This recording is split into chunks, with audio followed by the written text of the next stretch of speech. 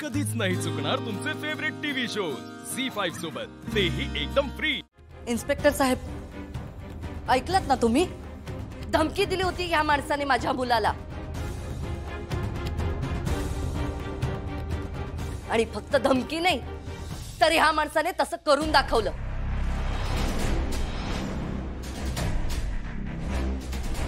माझ्या मुलाला काही झालं ना तर ह्याला जबाबदार तुम्ही असाल। सांगा, कुठे आहे माझा नीरज?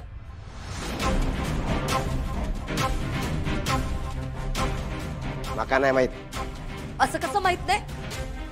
बरोबर आहे, तुम्ही कसं सांगणार ना? तुमच्या भावाने परवानगी दिल्याशिवाय। इन्स्पेक्टर साहेब, हा डाव ह्या रघुनाथ खोतांचाच आहे। यांनीच हे सगळं प्लॅनिंग केलंय।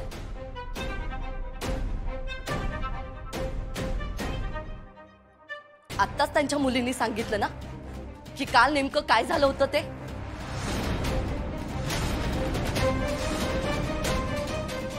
साहेब, यांच्या चेहऱ्यावर जाऊ नका। यांनी खूप छळलंय माझ्या मुलाला, टॉर्चर केलंय त्याला।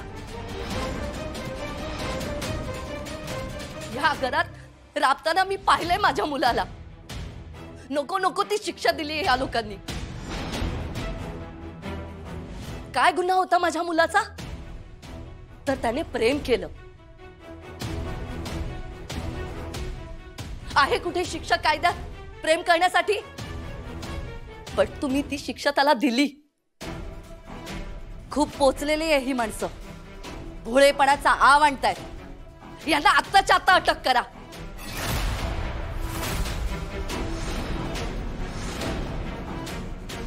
मॅडम, तुमचं मुलाबद्दलचं प्रेम आम्हाला कळतंय, पण कायद्याला पुरावा लागतो, आणि सध्या तरी यांच्या विरुद्ध कोणता ठोस पुरावा नाहीये। आता केवळ संशयित म्हणून आम्हाला याची चौकशी करावी लागेल। खोतांच्या घरात चौकशी कोणाची? माझ्या लेकाची?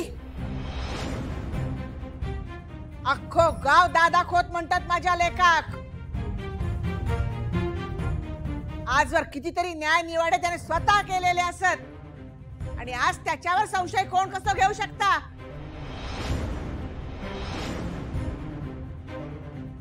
साहेब, माका काय वाटतं, ताईंचा काहीतरी गैरसमज झाला असणार। हो, हे असं काय करणार नाहीत।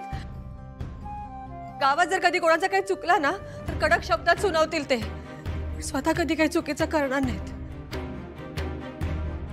आणि हे माझे धीर, हे पण असेच आहेत। तुम्ही तुमच्या मुलीच्या तोंडून सत्य ऐकलंय ना? तुमच्या या लक्ष्मणासारख्या धीराने माझ्या मुलाला धमकी दिली होती। हो, रागाच्या भरात बोलून गेले असतील ते, पण त्यांनी नक्कीच नीरजला काहीही केलेले नाहीये। हे बघा मॅडम, दिसतं तसं नसतं, आणि गुन्हा करणारा गुन्हा सांगून करत नाही। आणि या मॅडमनी चौकीत येऊन तक्रार दाखल केली आहे, आमचा नाईलाज आहे। झी5 ॲप डाउनलोड करा आणि पहा सर्व एपिसोड्स एकदम फ्री।